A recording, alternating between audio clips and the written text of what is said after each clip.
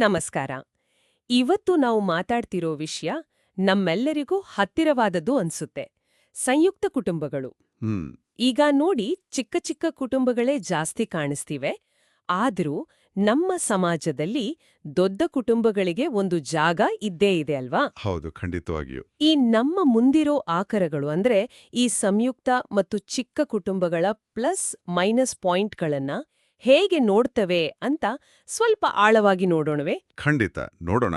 ಸಂಯುಕ್ತ ಕುಟುಂಬ ಅಂದ್ರೆ ನಮಗೆಲ್ಲ ಗೊತ್ತಿರೋ ಹಾಗೆ ಅಜ್ಜ ಅಜ್ಜಿ, ತಂದೆ ತಾಯಿ, ಮಕ್ಕಳು. ಚಿಕ್ಕಪ್ಪ ಚಿಕ್ಕಮ್ಮ ಎಲ್ಲರೂ. ಹೌದು, ಕೆಲವೊಮ್ಮೆ ಚಿಕ್ಕಪ್ಪ ಚಿಕ್ಕಮ್ಮ ಅವರ ಮಕ್ಕಳು, ಹೀಗೆ ಒಂದೆರಡು ಮೂರು ತಲೆಮಾರು ಒಂದೇ ಸೂರಡಿ ಇರೋದು. ಸರಿ. ಇದಕ್ ವಿರುದ್ಧವಾಗಿ ಕೋರ ಅಥವಾ ಚಿಕ್ಕ ಕುಟುಂಬ ಅಂದ್ರೆ ಹೆಚ್ಚಾಗಿ ತಂದೆ ತಾಯಿ ಮತ್ತೆ ಅವರ ಮದುವೆ ಆಗದ ಮಕ್ಕಳು ಅಷ್ಟೇ. ಓಕೆ.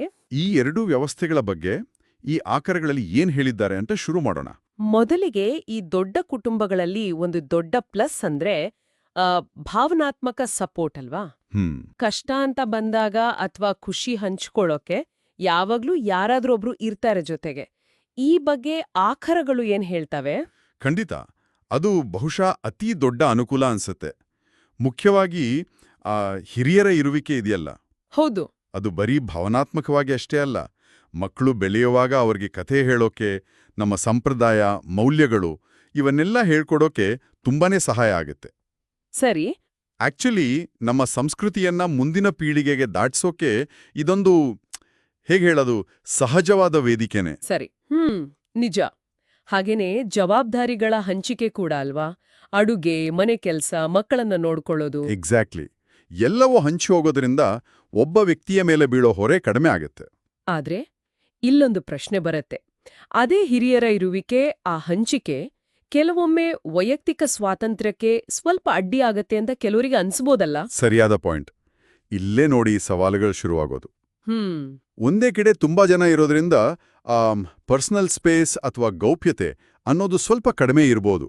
ಇದು ಆಕರಗಳಲ್ಲೂ ಉಲ್ಲೇಖ ಆಗಿದೆ. ಓ. ಪ್ರತಿಯೊಂದು ಸಣ್ಣ ನಿರ್ಧಾರವನ್ನು ಕೆಲವೊಮ್ಮೆ ಎಲ್ಲರ ಜೊತೆ ಮಾತಾಡಬೇಕಾಗ್ಬೋದು ಅಥವಾ ಎಲ್ಲರಿಗೂ ಗೊತ್ತಾಗ್ಬೋದು. ಇದು ಕೆಲವರಿಗೆ ಕಿರಿಕಿರಿ ತರಬಹುದು. ಸರಿ, ಅರ್ಥ ಆಯ್ತು. ಇನ್ನು ಆರ್ಥಿಕ ವಿಚಾರಕ್ಕೆ ಬಂದ್ರೆ, ಹೆಚ್ಚು ಜನ ದುಡಿಯೋದ್ರಿಂದ ಅನುಕೂಲ ಇರಬಹುದು, ಆದ್ರೆ ಅವಲಂಬನೆ ಸಮಸ್ಯೆ ಬರಬಹುದಾ? ಹೌದು, ಇಲ್ಲಿ ಎರಡು ಮುಖ ಇದೆ. ಆರ್ಥಿಕ ಭದ್ರತೆ ಖಂಡಿತ ಒಂದು ದೊಡ್ಡ ಪ್ಲಸ್ ಪಾಯಿಂಟ್. ಒಬ್ರಿಗೆ ಕಷ್ಟ ಆದ್ರೆ ಇನ್ನೊಬ್ರು ನಿಲ್ತಾರೆ, ಅಥವಾ ಎಲ್ಲರೂ ಸೇರಿ ಒಂದು ವ್ಯಾಪಾರ ಶುರು ಮಾಡ್ಬೋದು. ಹೀಗೆ ಸರಿ. ಆದರೆ ನೀವು ಹೇಳಿದಾಗೆ ಕೆಲವರು ಅತಿಯಾಗಿ ಬೇರೆಯವರ ಮೇಲೆ ಅವಲಂಬಿತರಾಗುವ ಸಾಧ್ಯತೆಯೂ ಇರುತ್ತೆ. ಎಲ್ಲರೂ ಜವಾಬ್ದಾರಿ ತಗೊಳ್ಳೋದಿದ್ರೆ. ಹೌದು, ಎಲ್ಲರೂ ಸಮನಾಗಿ ದುಡಿಮೆಯಲ್ಲಿ, ಜವಾಬ್ದಾರಿಯಲ್ಲಿ ಭಾಗಿಯಾಗದಿದ್ರೆ ಅಲ್ಲಿ ವೈಮನಸ್ಯ, ಭಿನ್ನಾಭಿಪ್ರಾಯಗಳು ಶುರುವಾಗ್ಬೋದು. ಓಕೆ. ಹಾಗೇನೆ ಮನೆಯಲ್ಲಿ ಜಾಗದ ಕೊರತೆ, ಅದು ಒಂದು ಪ್ರಾಕ್ಟಿಕಲ್ ಸಮಸ್ಯೆ ಆಗ್ಬೋದು. ಚಿಕ್ಕ ಜಾಗದಲ್ಲಿ ಹೆಚ್ಚು ಜನ ಇದ್ರೆ. ಹಾಗಾದ್ರೆ ಒಂಥರ ಇದು ಟ್ರೇಡ್ ಆಫ್ ಇದ್ದಾಗೆ ಆಯ್ತು. ಚಿಕ್ಕ ಕುಟುಂಬದಲ್ಲಿ ಸಿಗೋ ಸ್ವಾತಂತ್ರ್ಯ, ಪ್ರೈವಸಿ ಇಲ್ಲಿ ಕಡಿಮೆ. ಹೌದು. ಇಲ್ಲಿ ಸಿಗೋ ಬೆಂಬಲ, ಬಾಂಧವ್ಯ ಅಲ್ಲಿ ಅಷ್ಟು ಇರಲ್ಲ. ಖಚಿತವಾಗಿ. ಎರಡೂ ವ್ಯವಸ್ಥೆಗಳಿಗೂ ಅದರದೇ ಆದ ಪ್ಲಸ್ ಪಾಯಿಂಟ್ಸ್, ಮೈನಸ್ ಪಾಯಿಂಟ್ಸ್ ಇವೆ.